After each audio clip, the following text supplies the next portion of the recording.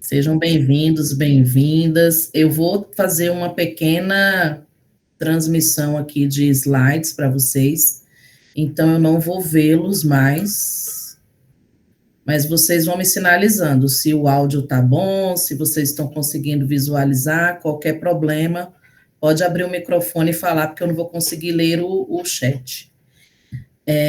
Vou começar aqui a transmitir.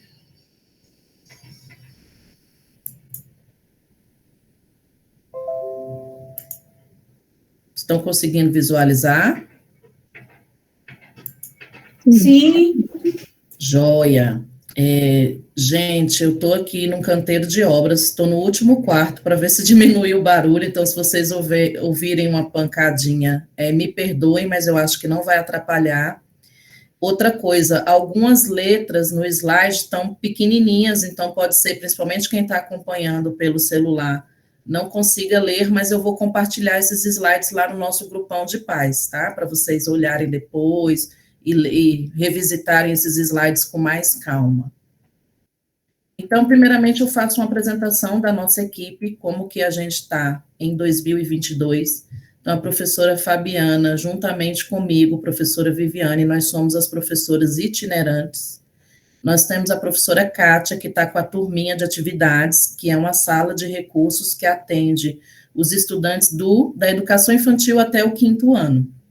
O professor Francisco, com a sala de ciências da natureza e exatas, o professor Alain, que está com a sala de exatas, o professor Fábio chegou no lugar do professor Antônio. Na verdade, a gente já estava tentando abrir outra sala para o talento artístico e trazer o professor Fábio desde o meio do ano passado.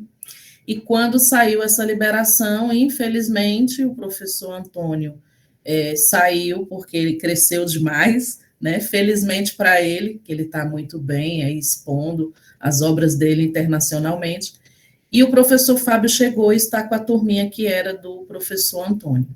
Nós temos 2 carências de professores abertas, que é da sala de Ciências Humanas e Linguagens, que era a professora Marta, e ela saiu para o mestrado, então ela está afastada para estudos, e uma carência para uma outra sala de atividades. Então, a gente espera que nesse processo de remanejamento deste ano, venham mais 2 professores e o ano que vem a gente esteja com mais essas 2 salas funcionando.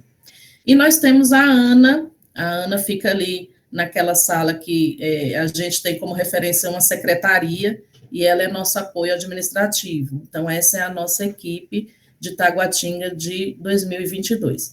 Nós temos a dona Lourdes e a Sheila, né, os pais sempre que vão lá, as 2 estão lá, elas são funcionárias terceirizadas e elas cuidam da limpeza e de muitas outras coisas, elas são muito colaborativas conosco também. Então, vamos falar um pouquinho desse termo superdotação, porque a gente tem muitas dúvidas, né? Principalmente quem lê bastante vai encontrar em alguns artigos, né, altas habilidades / superdotação, vai encontrar altas habilidades ou superdotação, vai encontrar altas habilidades e superdotação, e aí a gente fica sempre naquela dúvida, qual termo que é o certo, né? Superdotação também não é um termo errôneo, né? Gerou-se um mito, assim, eu não posso falar que meu filho é superdotado, eu não posso... Pode sim. As únicas coisas que a gente tem que tomar cuidado é que, para a nossa cultura, né, o termo super pode levar a entender a superdotação como capacidades que se situam em um nível além do apresentado por um ser humano comum, né? Então, na nossa cultura, tem muito aquela questão do super-homem, né? dos X-Men, das pessoas superpoderosas. Então, a gente tem que só tomar o cuidado, né, para não colocar uma carga muito alta nas pessoas com altas habilidades de superdotação. E o termo dotado sugere algo dado por Deus, inato, desconsiderando, portanto, os efeitos do ambiente na superdotação. Então, a gente tem que tomar cuidado também com esse entendimento. Às vezes, quando a gente vai atrás de políticas públicas, né, a gente tem que ficar explicando que não é um dom, né, não é uma coisa inata, que eles precisam de um atendimento educacional especializado, porque eles falam, mas eles têm tanto. Não, né, eles precisam desse atendimento educacional especializado. Então, a gente só tem que tomar cuidado com esse entendimento dessas terminologias. Internacionalmente, há a preferência dos termos altas habilidades, talentoso ou com alto potencial. Em Portugal, por exemplo, eles chamam de altas capacidades, então a gente vai encontrar alguns termos assim diferentes para falar do mesmo fenômeno. No Brasil, a Política Nacional para a Educação Especial na Perspectiva da Inclusão fala de alunos com altas habilidades / superdotação. Por isso que a gente usa esse termo em todos os documentos, né, da sala de recursos, vocês vão ver altas habilidades / superdotação. E essa política explica que alunos com altas habilidades superdotação demonstram potencial elevado em qualquer uma das seguintes áreas, isoladas ou combinadas: intelectual, acadêmica, liderança, psicomotricidade e artes. Também apresentam elevada criatividade, grande envolvimento na aprendizagem e realização de tarefas em áreas de seu interesse. Então, esse parágrafo está lá na nossa política nacional. Entendemos que é tarefa dos educadores, sejam eles professores ou pais, compreender a superdotação em seus aspectos mais básicos e, assim, se tornarem agentes na promoção do desenvolvimento dos potenciais, de forma a poder atender às necessidades especiais dessa população. Então, a Ângela Virgulin traz esse olhar, né, tanto para os professores como para os pais. E quando nós falamos em altas habilidades de superdotação, o nosso foco é sempre a área forte e os estilos de aprendizagem desse estudante. Estar atento ao desenvolvimento e aos sinais comportamentais, realizar intervenções, né, então, como a gente acabou de ver, não é um fenômeno assim inato, né, que aquela criança vai ficar ali paradinha e ela vai continuar desenvolvendo esse potencial, né? Não é assim, precisa de intervenções, e organizar um ambiente de maneira que ele favoreça o exercício da autonomia, da criatividade e o desenvolvimento dos potenciais e do talento. Então, tanto a escola quanto a família tentar organizar esse ambiente de maneira que ele favoreça, né, esse desenvolvimento dos potenciais. Então, vou passar rapidamente pela teoria em 4 partes do Joseph Renzulli. O Renzulli, ele é o teórico adotado, né, tanto pelo MEC quanto pela Secretaria de Estado de Educação do Distrito Federal. Então, quando vocês forem ler sobre altas habilidades, superdotação, ou quem já está nessa busca de conhecimento, a gente conversa com muitos pais, né, que leem muito, e isso está certo, né, muito necessário saber como que a superdotação o que é esse fenômeno, né, que meu filho apresenta. E, então, vocês vão ver várias teorias, mas a gente, né, segue a do Renzulli, porque é a teoria adotada pela secretaria, e por ele ser um teórico muito, muito completo, né, no quesito de altas habilidades e superdotação.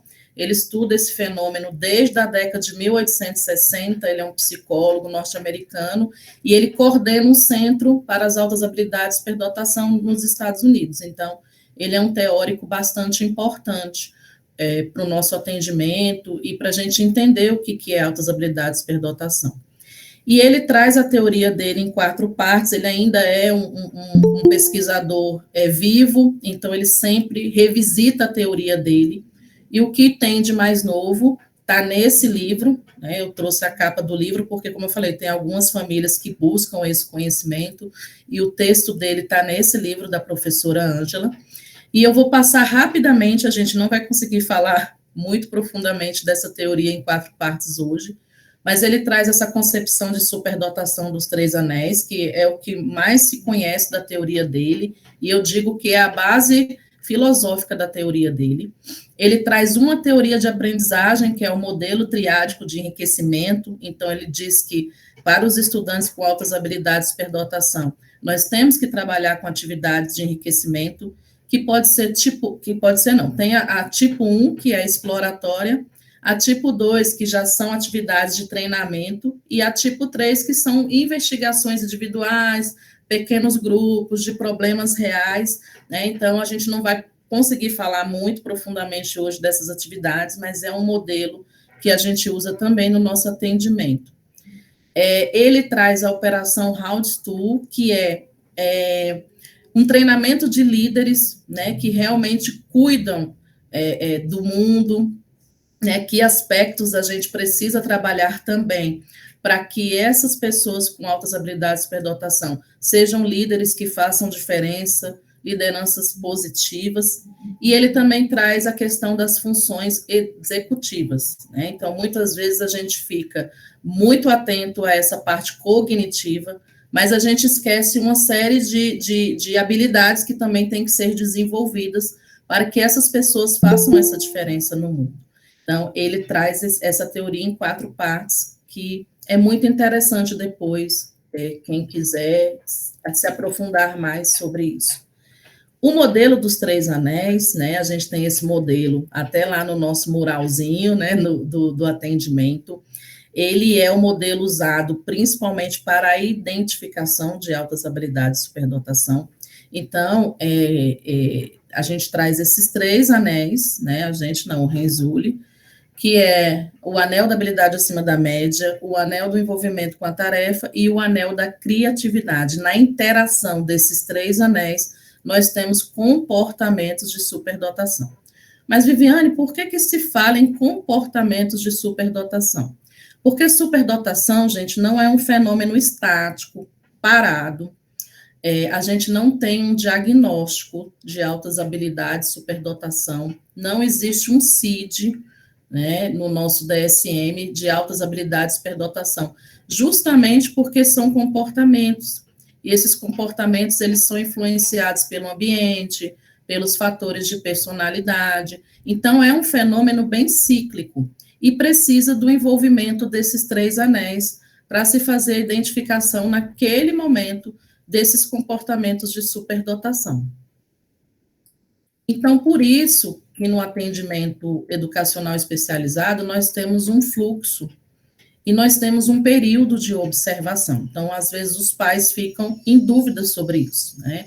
Então, tudo começa a partir daquela ficha de indicação do seu filho, da sua filha, que ou a escola ou vocês, enquanto família, fizeram essa indicação. Então, essa ficha chegou até nós, né, professora Fabiana e professora Viviane, que somos as professoras itinerantes.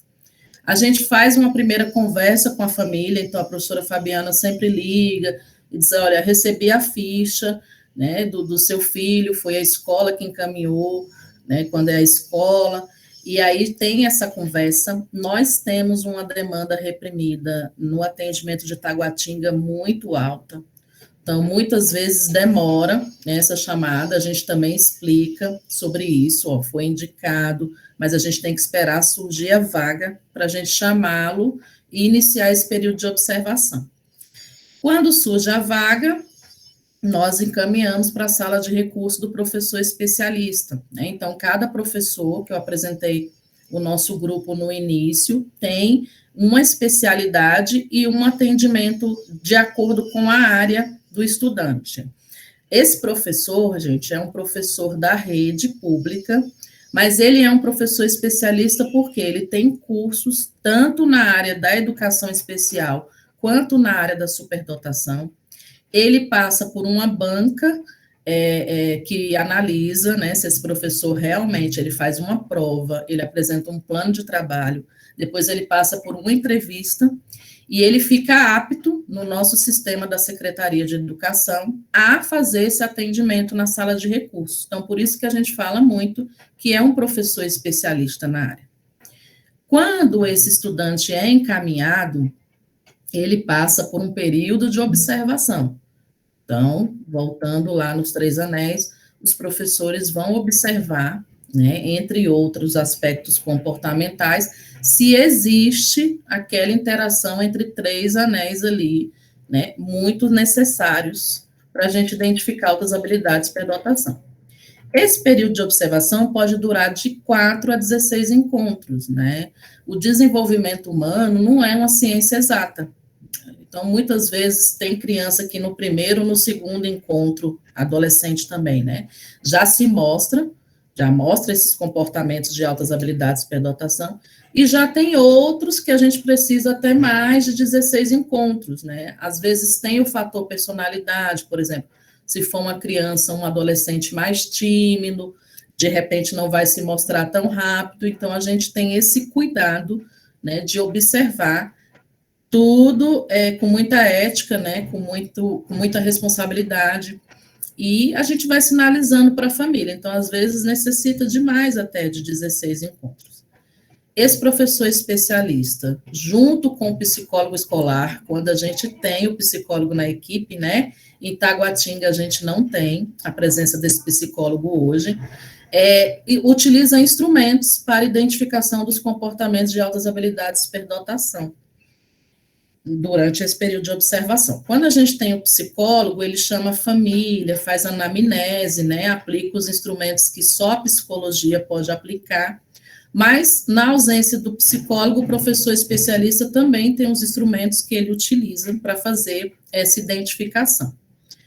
E, junto com as professoras itinerantes também, faz-se um relatório de avaliação. Esse relatório de avaliação, ele é pedagógico, e tem esse resultado, se ele vai ser efetivado ou não efetivado no atendimento naquele momento.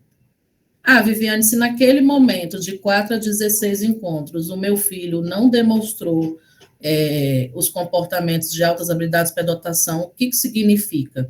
Significa, como eu falei, altas habilidades de superdotação é um fenômeno cíclico. Não quer dizer que ele não tenha, mas às vezes, por algum motivo, naquele momento, ele não apresentou.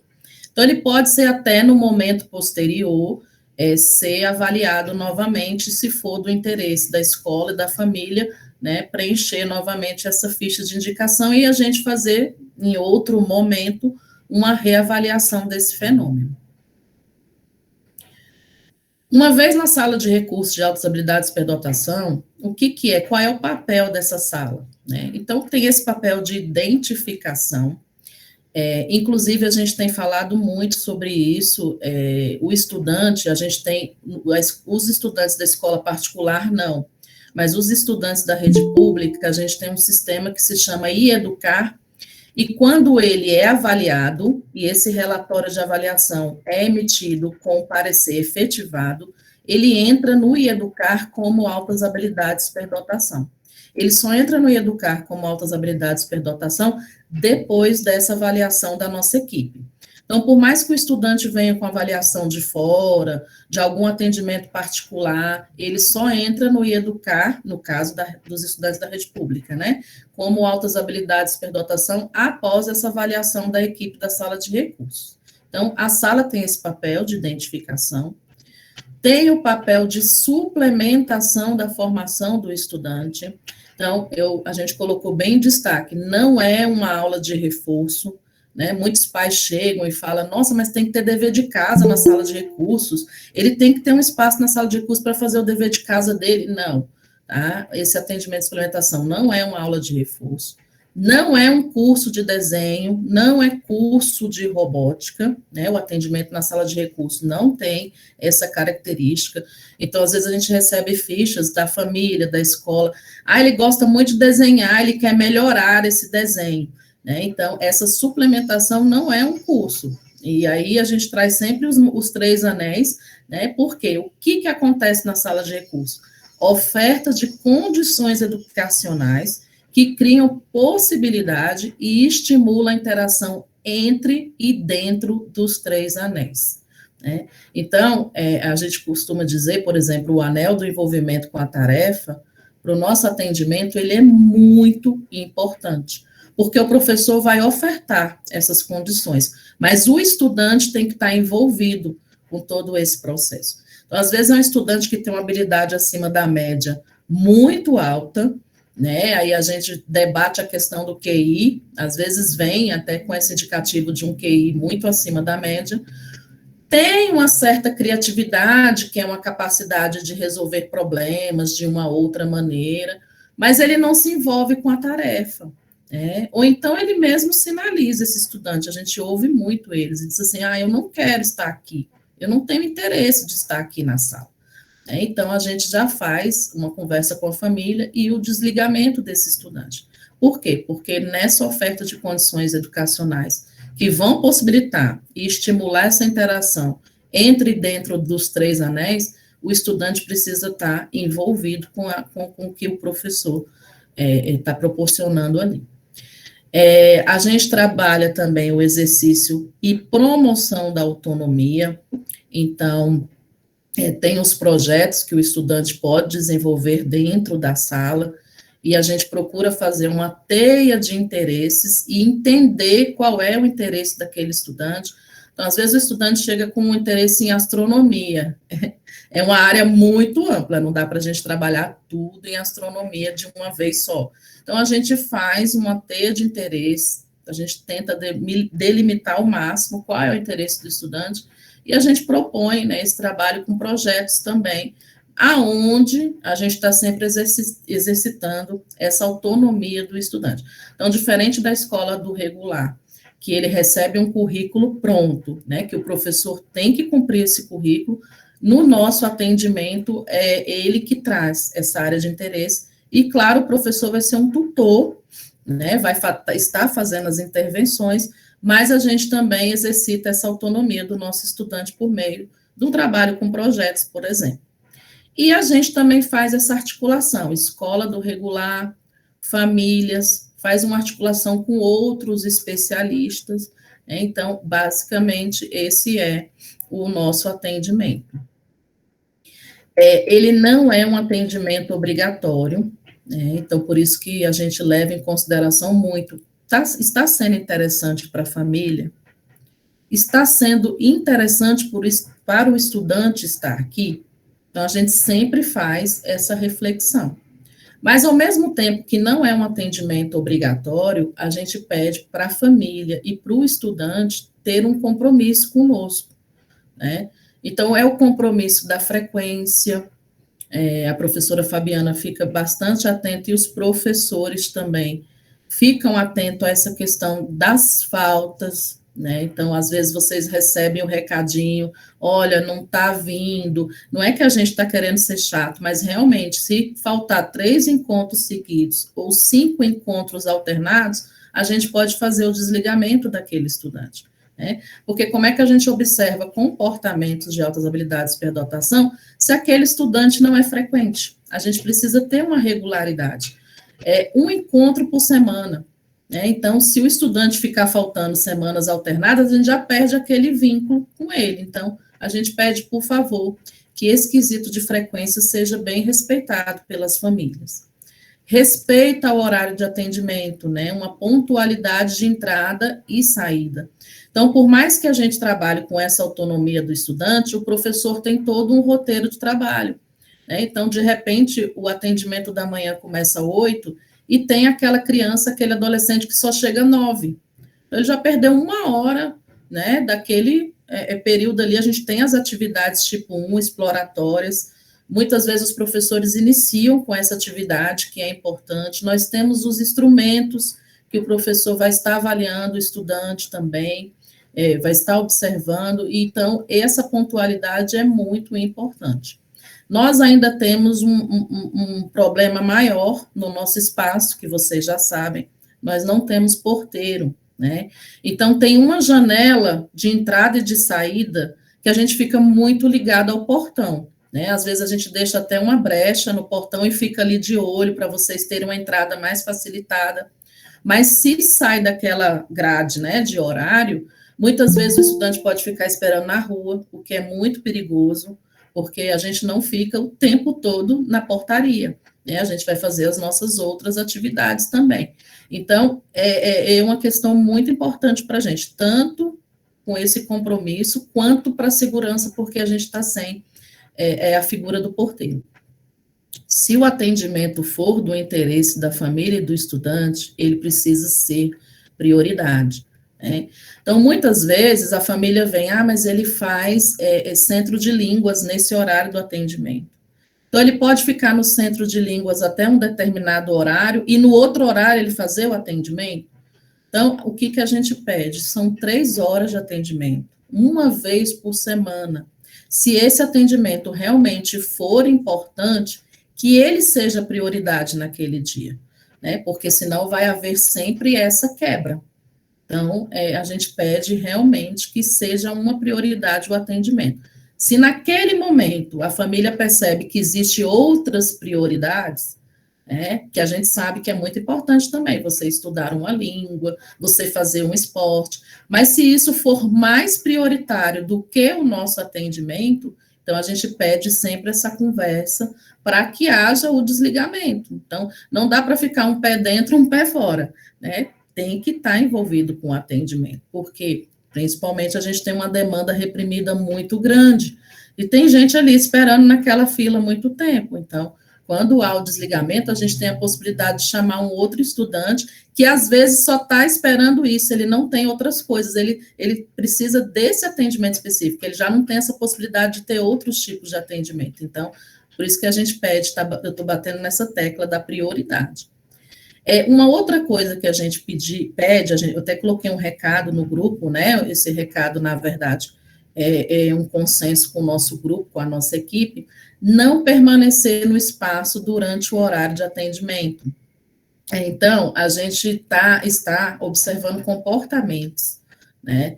Então, eu acho super lógico que quando eu estou no mesmo ambiente que a minha filha, ela vai se comportar de uma maneira diferente, porque tem a presença de um familiar ali. Então, isso acontece muito no nosso atendimento. Se permanecer um familiar no espaço todos os dias de atendimento, talvez a gente não consiga observar adequadamente aquele estudante, porque o comportamento muda. É também uma questão de logística do ambiente escolar, né? Então, na escola do regular, a gente não pode ficar lá 5 horas que o nosso filho está sendo atendido, tem toda uma dinâmica, né, da escola.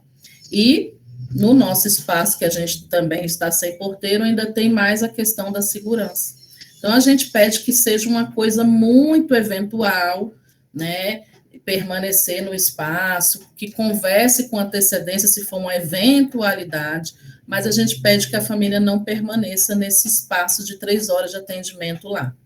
Conversar com os professores fora do horário do atendimento, então os professores estão super abertos, a nossa equipe é super aberta, vocês são sempre bem-vindos no nosso espaço, mas naquele momento do atendimento é o momento que o professor tem com o estudante, né? Então, a gente tem só um dia da semana para estar com os filhos de vocês, 3 horas de atendimento, então a gente precisa evitar ao máximo, né, estar conversando com esse professor no horário.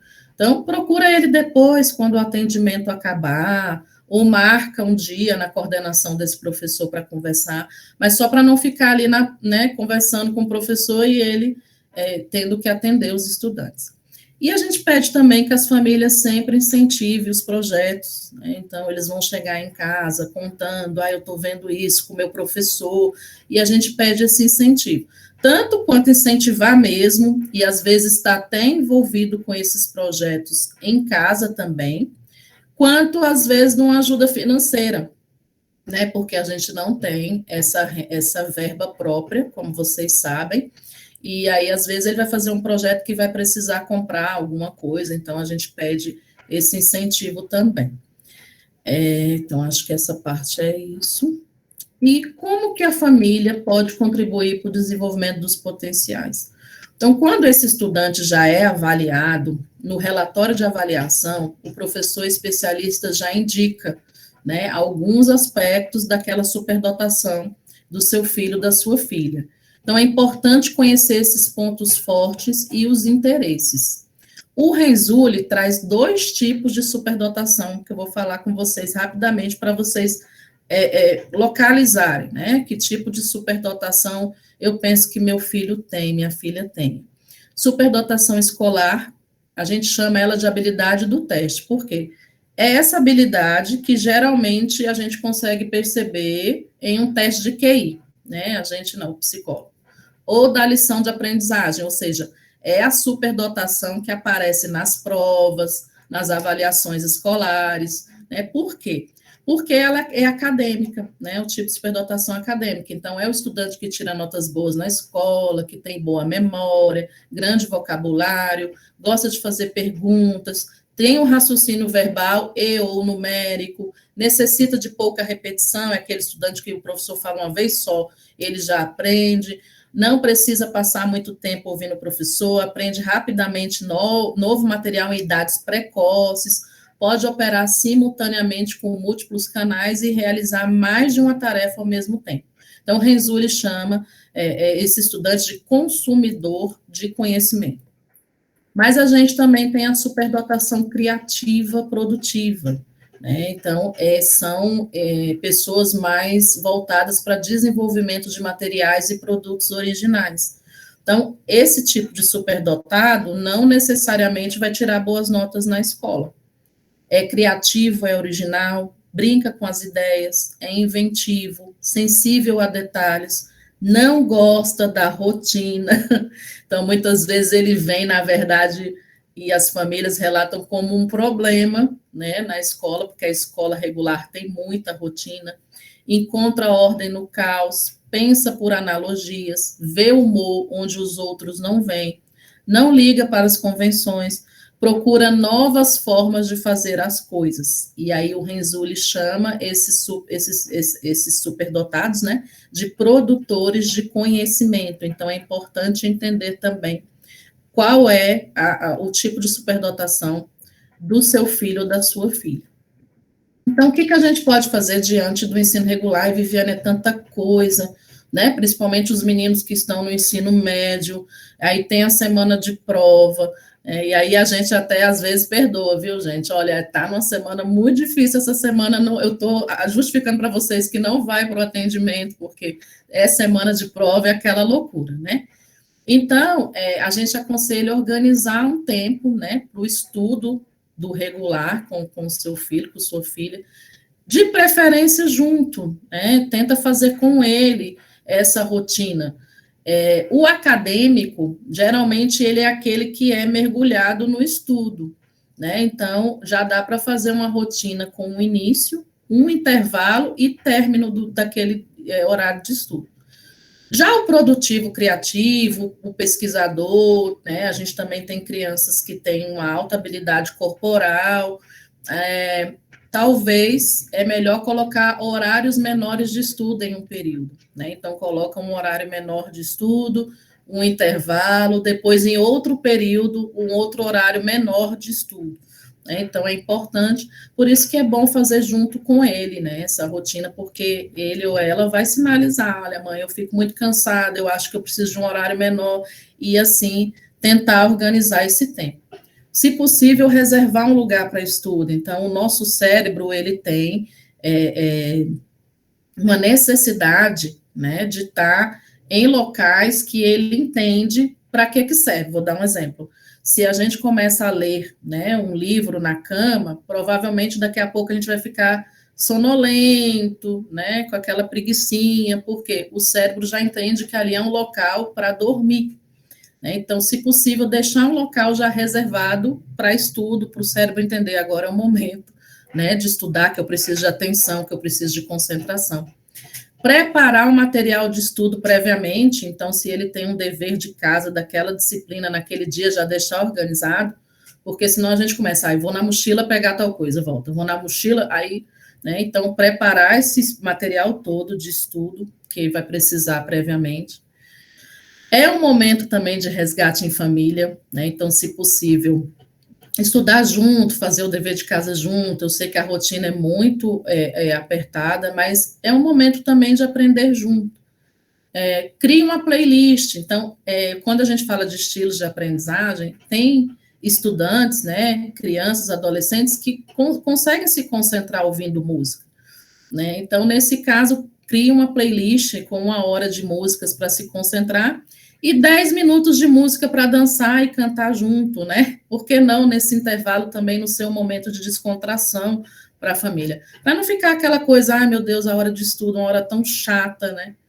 Utilizar canais educativos. Então, o livro e o caderno ainda são muito importantes. Mas hoje a gente tem jogos, tem aplicativos, a gente tem plataformas digitais, Tem professores que falam de matérias no YouTube, né? Professores que têm essa habilidade de gravar vídeos, né? Então, de repente, você acha um vídeo interessante com ele, falando sobre aquela matéria que ele precisa estudar. Então, utilizar esses outros canais. Né? A gente fala muito do celular, do uso do celular, mas às vezes a gente consegue reverter essa tecnologia também para coisas boas, né? Para estudar, por exemplo. Flexibilizar, gente, também é muito importante, ter atividades além dos afazeres escolares, né?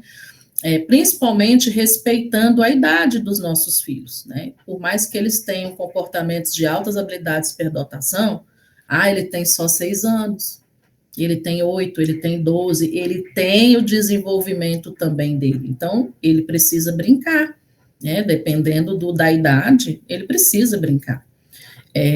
Então, ter também essas atividades além dos afazeres escolares, além da gente estar pensando o tempo todo no cognitivo, né? Então, isso é muito importante.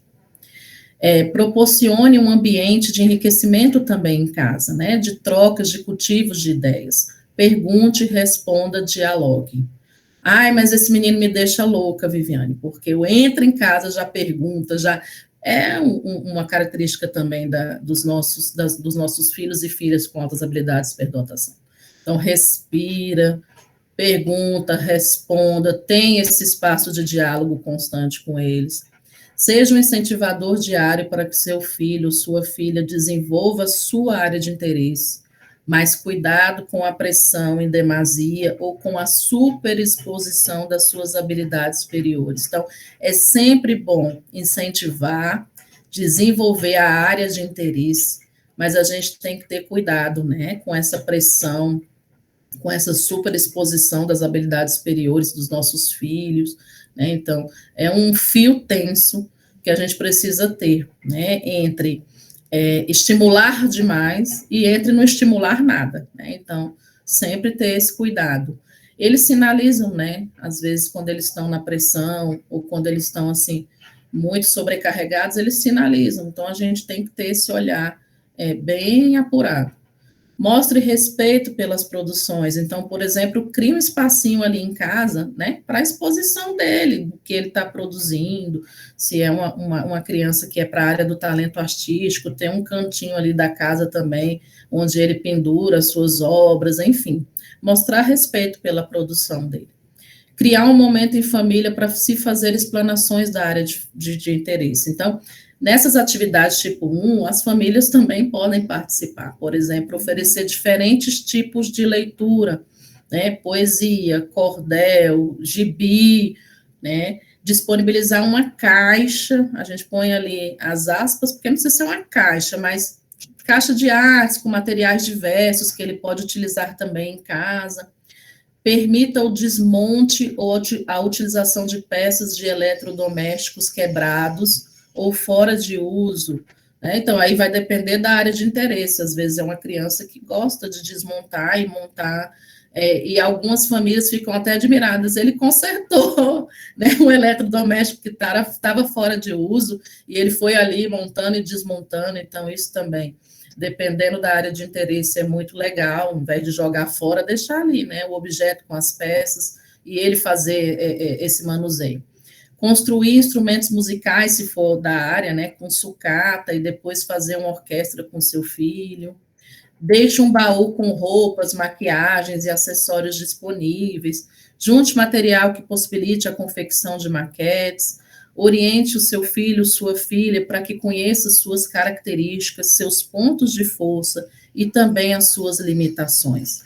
Então, é também uma característica do comportamento de superdotação a resistência à frustração, né? Mas a gente, enquanto família, tem que trabalhar isso também. Ele vai ser frustrado, porque ele não vai ser bom em tudo sempre. Então, ajudá-lo a reconhecer também as suas limitações e ser humano, né? Então, conhecer seus pontos de força é muito importante, mas também conhecer as suas limitações.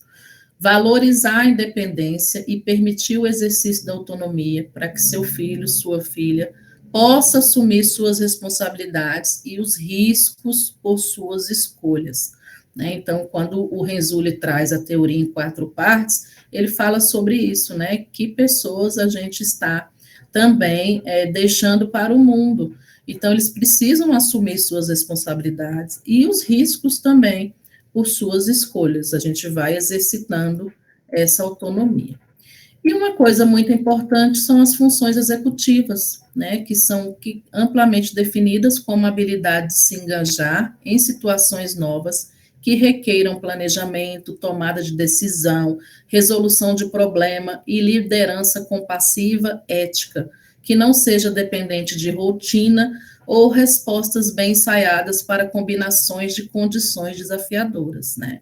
Então, às vezes a gente tem aquele estudante que ele se preparou uma vida toda para o curso de medicina, e era uma coisa que ele queria fazer.